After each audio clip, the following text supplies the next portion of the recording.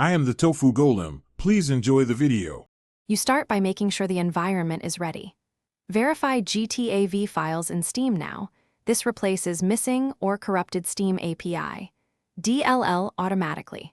Next, install or update the Microsoft Visual C++ redistributable packages, both x64 and x86, because the game needs those runtime libraries to load DLLs.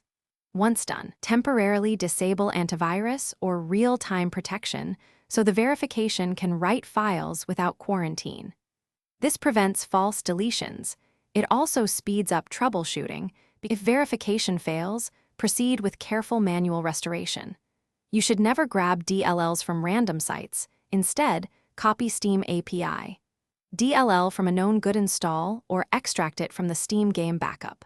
Place it in the GTAV root folder and the common red dead/launcher directories if present. Then run the game as administrator and set compatibility only if crashes persist, because permissions and legacy APIs can block DLL loading. Also update DirectX and GPU drivers. These affect how the runtime links to the DLL. To finish, re-enable security and add both Steam and the GTAV folders to your antivirus exclusions so Steam API. DLL isn't removed again. Launch the game. If it still errors, check Windows Event Viewer and Steam's logs for module load failures and path issues because they show the exact file and error code. If logs point to corruption or persistent missing files, perform a clean reinstall of GTAV. Back up your saves first, since a fresh install removes hidden conflicts and guarantees a correct Steam API.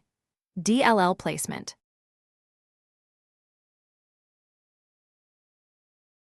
Thanks for watching. Consider subscribing if we helped you today.